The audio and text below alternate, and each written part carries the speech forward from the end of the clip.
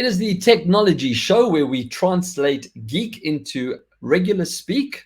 I'm Brett Levy, and I'm sitting here with you alone, I think, again this week. So, yeah, we're getting towards the skinny end of the year, and this is the time where we have Christmas lunches and family gatherings and, well, just any excuse, I suppose, to get out and hit the pub, especially now that there's a lot more freedoms allowed around the world, and definitely over here as well. So I thought it'd be nice to review something a little bit different. Let's bring up my screen, and probably something that's it's definitely something I think about when I go to these type of functions. So today I am going to review the new FujiFilm Instax link wide. It does sound like a bit of a mouthful, but there's a picture of it there. Now, what this is basically a photo printer. I've got, well, that's what it looks like when it comes out, and there it is over there. I can't open the back to show you how simple it is, but inside here is the cartridge. You just put in a cartridge, and there's 10 photographs inside the cartridge. If you're old enough to remember, the Insta camera was actually tech back in the day. We've come a long way since then. I mean, nowadays we just shoot off digital phones, shoot pictures on our digital phones. But there's always a scenario where we say to people, oh, don't you want to send that to me? Or don't you want to tag me in it or something like that? So this is just a little bit of old school, but I think it's quite a nice touch. However, they have definitely included some technology in as well. So if we look at I've actually recorded a little video of, there it is, that sound. There we go. So what you do is you take the picture with your phone, or you can take a picture on your phone that you've already got. You fire up the app, and then there's all kinds of cool and fun stuff that happens. So here's a couple of examples. That's kind of what the app looks like, right? And there's a finished product. Now, you might notice there's a QR code on that picture as well, if you have a look-see over there. And I've actually got one over here as well. There we go. I took one and printed it out of me. I was using the templates, which I suppose if I bring up the screen, you can see the template. So there's the picture I took. No, don't try and scan the QR code. I've purposely put a little block over it so you can't read it. Hackers beware. But what that was basically a message. I'm going to chat about the QR codes a little bit later on in the show. But for now, what you see, if you look at that home screen, so you've got simple print, as you would expect. It will just spit out the picture. You've got an editable template print, collage, and in the collage, it just shows 1 and 2 on the app, but when you select collage, there's actually an option to do quite a few different ones, and then sketch, edit, and print. So those are the templates. Now, if you look, let me get my mouse and hover it over here. I don't know if you can see. There's one here with the lady wearing snow in the green. You can see that's the template I used. So I simply selected it, obviously put my picture in there. You can rotate it, you can blow it up, you can do what you want to do with it. I've added a QR code, which I'm going to talk about just now. You can see here sketch and edit. I mean, this is quite a cute one if you look at this little picture here with the girl. So what happens there with sketch and edit? You can take any sketch, pictures, words, fonts, whatever you want to do, and then you can upload it and then place it over your picture. So, I mean, that was quite cool how they've done it. There's one there with a little cat jumping over their head. So you can have a lot of fun with it. So it's not a case of just taking a picture and printing it out, because we all like to filter. We all like to add tags and emoticons. You can actually add emoticons in there as well. I'm trying a different configuration on today's show. I've moved my screens around, and I'm kind of looking in the wrong places, trying to find the different tags. Anyway, so back to the FujiFilm Instax link wide review. So I mentioned the QR codes. Now, as I said, there's a picture of one with a QR code. I've got it again there. I'm going to keep covering that there because I know there's a lot of clever people out. And in fact, this is a picture that Gail took. So there's a picture of her. What she did is she actually used the collage option, and she wrote a whole little story there. I don't think it's clear enough to see via my webcam. But basically, this was just like a little thank you card that she was doing for clients of her picnic business. It's really super fun. Now, the QR codes, there's 4 different options that you can do. This one has actually already made it onto the back of the fridge. We've stuck a fridge magnet on, and this becomes a fridge magnet picture, and that's what the message is That's in the QR code. So 4 different QR code options. What you do is you select your QR code. You can color code it. As you can see, I made mine green to kind of blend in, so it wasn't that gaudy black that we're all used to when we see them. So you've got the simple link to website. So once you've had the QR code in, if you select the link to website, you can put your URL. That includes an Instagram URL, any URL that you want to send people to. Very cool for promotional stuff. As I said with Gail, she could have put a QR code that links to her Insta account. People could have gone and seen the other cool picnics that she's done. I suppose I should probably give her a punt, palette and pillow. So go to Instagram and Google it. The second thing you can do is a 10-second audio clip. Now, that's what I did with my QR code on that picture that you can see on the screen there. Having a little bit of fun, being very cheesy, hence the reason why I'm blocking it out. And you can record up to a 10-second audio clip. So, imagine if you had a pick, maybe let's take something called like a sound of your newborn baby, a little crying, a little first word that they say. Take a picture, link the audio clip, give the picture to the grandparents, something cool like that. The third option is a location setting. So let's say you had a really cool place, had a really great time, want to remember that place. You've got a photo, look through your photos, you add the location in there, and if you scan it, it will bring it up, and you can actually use that location on your maps and trigger it off to off you go. And the last one is a hidden message. So a little bit of fun, right? You've got the photograph, you scan the QR, it will bring up the picture of the photo, and it will actually display hidden text. Maybe you want to send a cheeky little message to someone. But yeah, just fun, nice little innovations on what would just be a standard picture. So, you've still got a little bit of a tech bias towards it. It is super, super simple to use. I mean, literally, you take the product out the box. It comes with a very cool stand. I had that in the picture. And a strap. I've got so many things. Oh, there we go. So you got this little stand. I'm actually going to just show that to you, and hopefully I don't drop it. But basically, so you can, voila, how's that balancing act? You can put that on a table. So imagine like going out with your mates, put on the table, you push the button here, it fires up. You'll see there's all nice little colors when it connects. Trying to do this while I look at the screen. There we go. So you can see it's firing up. It's now going to be looking for my phone because obviously my phone's being paired to it.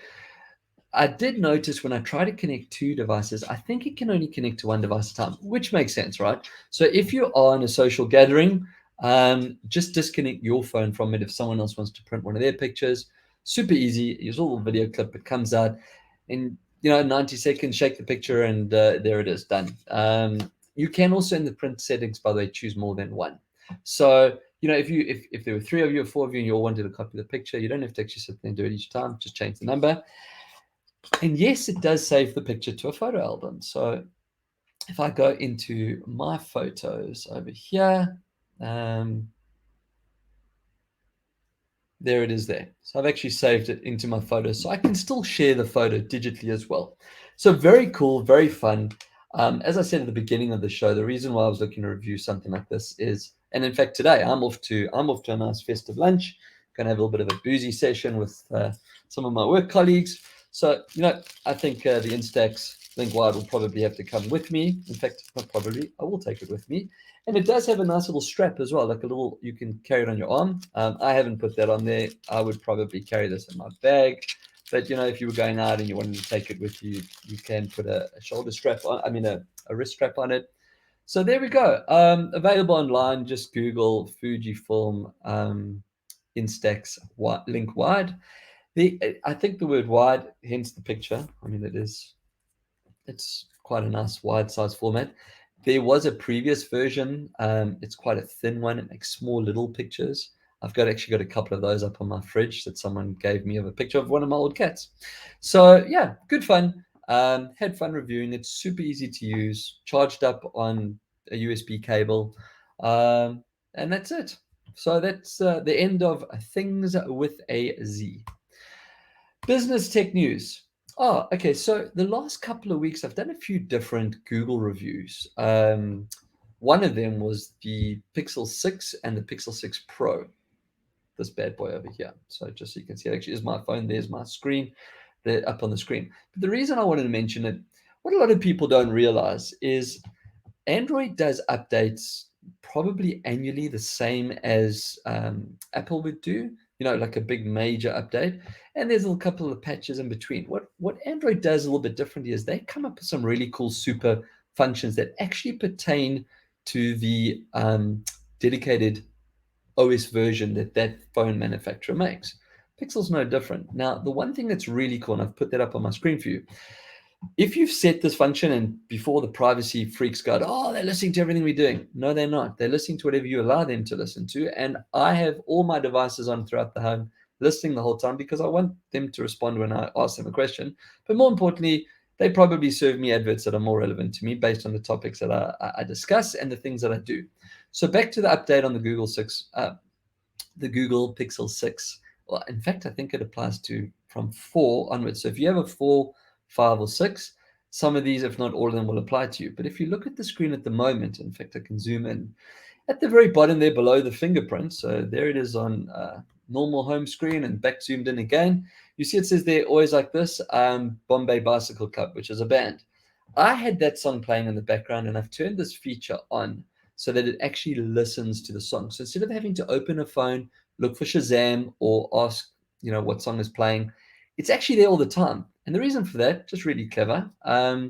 If there's a song that's playing that you really like, you're going to open up Shazam and do it. It's already there. You can click it and off it goes.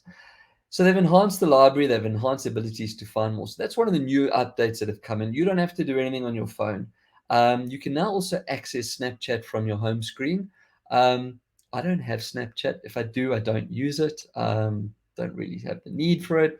I've never really had a desire to take funny pictures of myself and add earphones and all other wonderful things and see what happens from there. I believe that the other big update, but this I think only pertains to BMW, is you can now use the car system, the key system, so you can unlock your phone. What is really cool though is Google Assistant will now let you play Apple. My phone is now firing up. The Google Assistant will now let you play Apple Music on your Google Nest devices. So the shot that you can see there, you can see there's a Google Nest Hub. That's an Apple Music play. Now, why is this news? Well, for me, this is very cool because it means that Apple is starting to finally bring down their whole ecosystem walls. I think it was last week or the week before, I talked about the fact that now anyone can join a FaceTime call. If you don't know what FaceTime is, it's the Apple version of a Zoom call or a video call, Google Meet, where before you obviously had to have an iDevice, so you needed to have a MacBook or an iPhone or an iPad or something like that, and then you could do FaceTime calls, audio or video. Now I can create a link from my phone. I can send it to you no matter what device you use because it's web-based, and we can have a FaceTime call. We literally jump into a room together. So Apple is trying to play nicely with everyone else, and you've got to give them credit for that because I've always been bashed for the fact that they close everything off. I think a couple of weeks ago, I reviewed the Chromecast with Google TV. I was very quick to mention in my review that you can get Apple TV on there. You can't get Google TV on an Apple TV box. So, they really are playing nicely. But the fact that I do have an Apple environment, if you don't know that by now, then I don't know where you've been, or you're clearly new to my show. But yeah, basically, I have an Apple Music account. So I use Google for a lot of my stuff. Most of my devices in my house are Google. We've got cameras. I featured some last week, but I use Apple Music. So now I can actually ask Google to play Apple Music. Hey, Google, play my Apple Music playlist. I don't know what's I actually haven't tried this yet. Let's see. Sorry, Apple Music isn't available in your country. Oh, Apple Music's not available in my country. So probably it's not available in Australia yet. A little bit of a fail.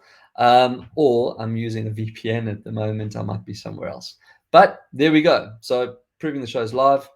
It is apparently available. I'm assuming now it's obviously only in America. What else have we got?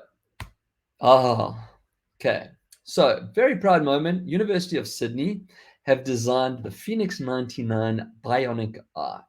Now, this is going to be a camera system. What you're looking at the screen, there's an artist impression. I don't think this is what the final product looks like, and I'm not even sure if the product's live.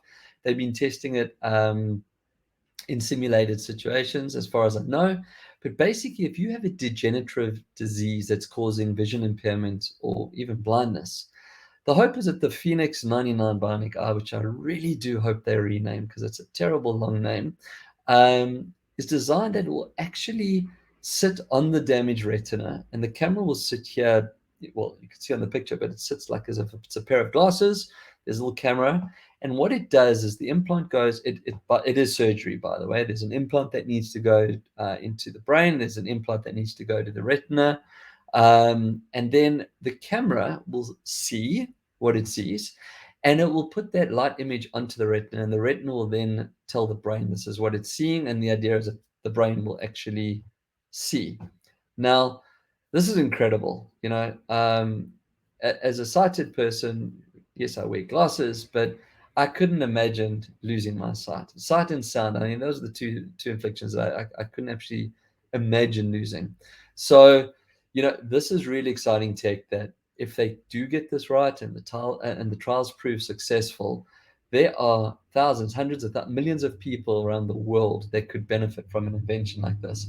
I just hope that it doesn't become another one of those big tech things that cost a fortune and so many people get excluded from the benefit of it. So, all those philanthropic people out there that are donating their money to all kinds of weird and wonderful causes, and this is something that the University of Sydney has come up with. I think it's an absolutely incredible gift if they do get this right. And I sincerely hope that we do see the Phoenix 99 Bionic Eye will come up into a reality and become mainstream. Oh, okay, I don't even know if I've put this as news, but Square, I'm sure you've used a Square payment by now, is changing their name to Block. Now, I have to say, I do like that logo. Give them that much. You don't really get to see the full effect there. I'm going to assume the name Block comes from blockchain because we know that Jack Dorsey has stepped down on Twitter, but he is still going to be the CEO on Square. They're changing to Block. Under Block is going to be Square for now, and whatever other things that they're doing along the blockchain and crypto and all other exciting things. Now, the only reason I have to go is wow, like Facebook's now Meta. Alphabet owns Google. There's just so many of these stupid things. Wow. You've built the brand as Square. As a marketer, as someone who's been in marketing for, well, my entire career, it pains me to think of killing a brand that you've actually built. And in fact, on last week's show, I put a picture up of Jack Dorsey and I when he just launched Square. I mean, I'd flown all the way over to San Francisco to meet the guy, talking about Square, what we could do with Square back in South Africa. And, he built that brand from an idea in a kitchen inside Twitter's head office to what it is today. And now he's killing the brand and calling it Block. Well, they're not killing it for now. Sorry. There is still Square. I don't know if this is a trend, right? Like maybe, when people started dropping their surnames and becoming single name artists. So we now have Block. And that was tech news for some reason. On a more important tech news basis, I did a show a couple of weeks ago on our sponsor TCL, and they launched. I just did basically a whole review of the year to date. But I have to say that just when we thought we were over, we got some more Christmas presents. So what's on the screen is the new TCL 20B. It is a 4G phone. It's just released now. I haven't got to play with it. I don't do reviews unless I get to play with products. I know that there'll be some coming around for me to do it. I just wanted to announce it because they are actually available. So if you're still looking at buying some new tech, I wanted to just give you a quick overview. I'm led to believe this is a $249 phone, so it would be 4G, but it's still got the NXT Vision. It's 6 point something inches. As I said, I haven't done it. This is not a review. This is an announcement. They didn't just stop there, right? So we now have 3 new releases in the wireless headset under the Move Audio brand. There's the entry level that looks very much, you can see it doesn't have the adjustable earpieces. Don't worry, there is a version or another release that's come up with the interchangeable earpieces. Those are super sexy. I mean, I love the blue. My TCLs, that sexy blue. I can just imagine the two of these being paired together. Put my phone down on the table, put my little headset box down on the table. But those, as you can see, are like the in-ear ones that, the more expensive, bigger brands come out with what they call true wireless. So 3 new audio headsets that came under the Move Audio brand, but it doesn't stop there. They've now released their first 10-inch tablet as well. Now, when I've reviewed the phones, the one thing that I've always commented on, which I've thought has been fantastic for multiple reasons, is it always comes with a clear silicone case in the box to protect the device. Now, one, you can take it out the box and protect it, but two, TCL is not a major brand here in Australia, so there's not always the chance that you can just walk into any shop and get a TCL cover like you can with an Apple and a Samsung. So they put it in the box. This is no different with a tablet. It comes with its own fold-over folio cover, like you can see on the screen, but it doesn't stop there. It comes with a stylus as well. So you get a 10-inch tablet, again, the NXT Vision technology. So I watch a lot of my content on a tablet. Now you have a screen that is rated for Netflix. With the NXT, it's got low blue light. Again, this is not a review show, so I can't really tell you the ins and out. I haven't played with it. There is a stylus that comes in the box as well. When I get the devices, I will do a proper review. But I did want to quickly cover it because, one, it's just launched, so it is news, it's important. But two, you might be in the market for a tablet. Again, I think it's like under $400, and 64 gigs on board. Don't know if it's expandable. We'll confirm all of this when I do the review of the actual units. So I think that now takes the TCL launches for the 211, which is an incredible amount of exciting innovation in 1 year. Right. So I'm pretty excited about this. I reviewed the Espresso Display many, many moons ago. It's a super thin display. I've got it. I'm pointing over there. I use one. It's a very important part of my setup. When I work mobile or on the go, I take it with me. But when I'm sitting in the office, I have 3 screens. I got a really big screen here. I have my MacBook here, and I have my Espresso 15-inch display there. They were nominated as one of Time's best innovations for the year 2021. Now, as a small company that came out of Australia to get an accolade like that, that is really incredible. Why I thought it's important to mention again, you can head on over to the SMEmall.org and you can buy it there. As I said, we featured and reviewed this product a good few months ago. I'm going to take the chance to quickly review it again. I mean, it is super thin. It's light, it's portable, it has all the bits and pieces you need. I have a really sexy magnetic arm that holds it. I can turn into portrait mode. But if I go if I go out, I have a flip folder that it goes into just to protect it. So well done to Scott and the team over at Espresso. Super, super stoked for you guys. I think this is absolutely brilliant. Time Innovation Award is by no means a small feat. So I can only imagine 2022 is going to be an amazing year for you guys globally. If people didn't know what the Espresso Display was, they're sure as hell going to know about it now. So incredible, well done. And it is a great product. And if you want, head on over to the smemall.org and pick yourself one up. Free shipping as well. You can get it on Hum. And I'm going to round off the end of the show, staying with the time-based innovation. I have to give a punt to Arie Sternberg, who, if you've watched the show for years, will know he was a co-host when we first started off. He's a guest co-host on numerous occasions. In fact, I'm going to have to get him back on again, hopefully before the year runs out. But Aria represents Kudo, which is a conference call or meeting facility, like you can see on the picture on the screen over there. But you can have a meeting in your own language. So I can speak to you in English. You can have an interpreter interpreting in real time in Japanese. They also made the Time Best Innovation Award. So there were different categories. Obviously, Espresso was hardware. Kudo is software or connectivity. So they made it as well. I'm not sure how long Kudo's been going, but Aria only started representing them here in Australia this year. So well done to you as well. It's so awesome that we've been able to feature Kudo and Espresso on the show. Again, Time Innovation Award.